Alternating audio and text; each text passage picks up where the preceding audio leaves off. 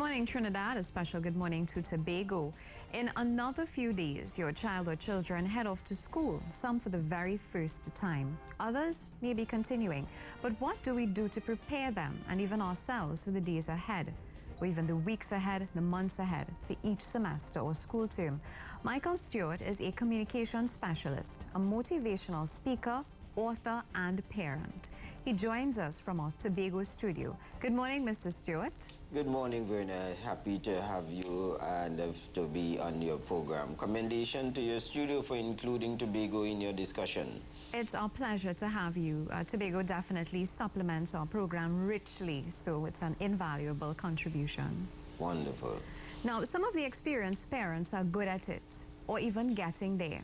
What about the new ones? What's your first bit of advice to them?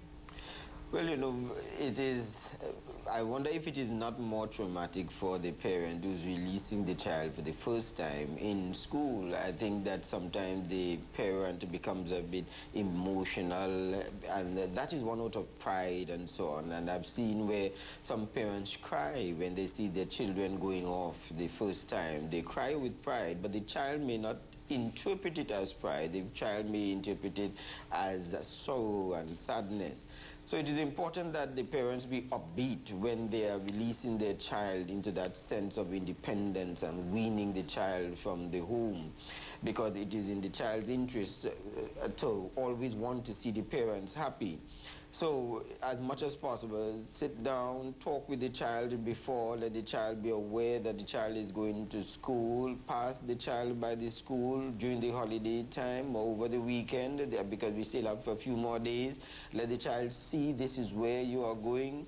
That is going to slowly cause the child to start acclimatizing and saying this is what is to be expected.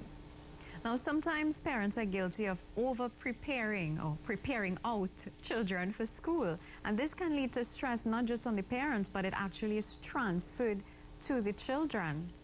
Yes, yes, and that's why we've got to be very, very careful in the way how we do it. So when the child is on its way, when you're dropping the child on Monday, have the conversation to try and engage the child and instill confidence in the child. When you pick up the child on Monday afternoon, excitedly ask the child, so how was today? Did you meet any friends? Let them know that being social is part of the expectation. And tell me what you learned. Tell me what you all did. I'm so excited by what you're saying, because your own excitement is what is going to prepare that child psychologically for the day and the days ahead, because this is a whole new ball game for the child. Now, this could be somewhat overwhelming or even exhausting to parents, especially, you know, having a first child out to school. What advice do you have for parents who might be stressed out? Ample preparation. You know, somebody said when a situation arises, it's too late to prepare.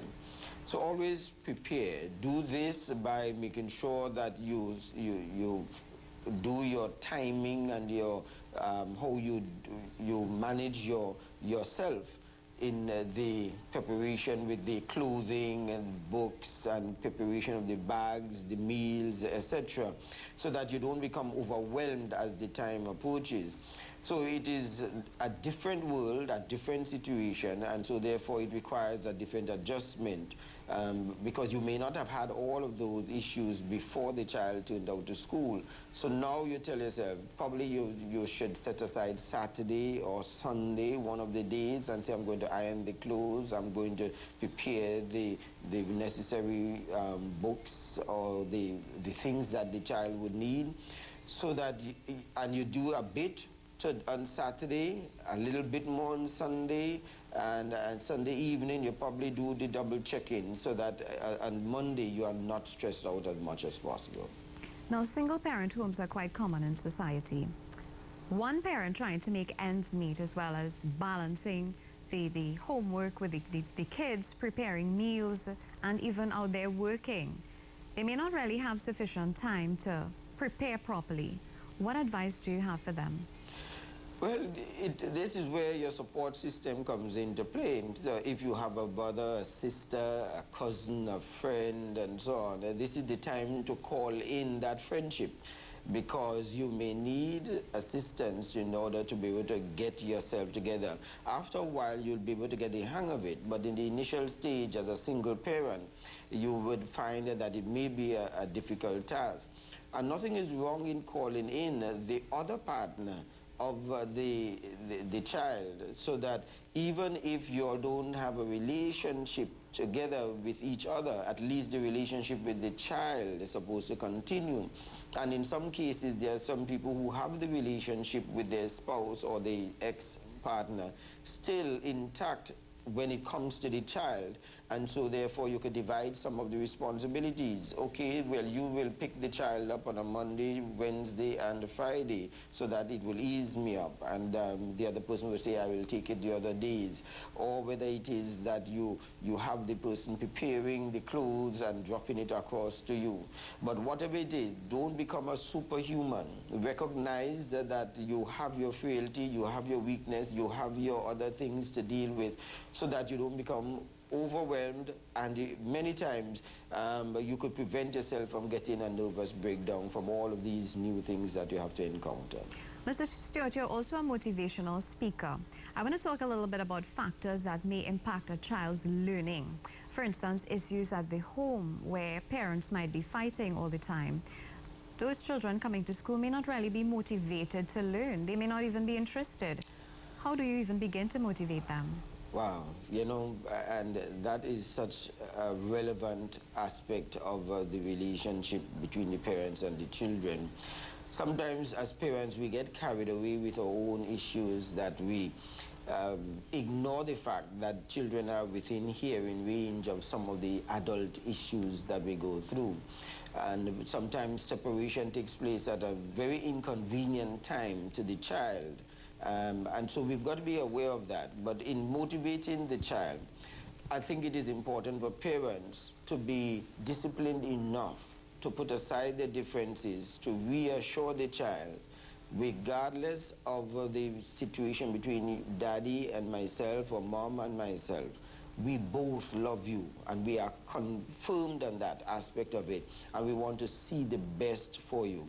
So we are going to give you all the support necessary. We are going to give you everything that you need, everything that you require to be able to give you the best chance of success in every aspect of your life. That, I believe, it is crucial, that even though the child recognizes mom and dad not getting along or they are not together, that would help the child to go through that phase in their life. Now, Mr. Stewart, also we have issues where parents repeatedly would say things to children like, you will amount to nothing, you're no good, you're dumb, things like that. And we all know about the labeling theory. You say something so many times until even the children begin to believe that. How do you break that? Yes, it's called the self-fulfilling prophecy, where you say something often enough and the child begins to live it out. Once the child has internalized it and it has become the part of the child's own psyche. I think that is something that we need to avoid. That is something that we need to strenuously discourage in people, in parents, in teachers, because sometimes it even comes from teachers, it comes from friends, it comes from family members who, because of their own insecurities and their own challenges, they would project the negative aspects onto the child. It's something that we need to stop, because it has damaged the psyche of so many people, hearing that they're going to come out to be no good. And in some cases, it has caused some children to excel, to prove people wrong.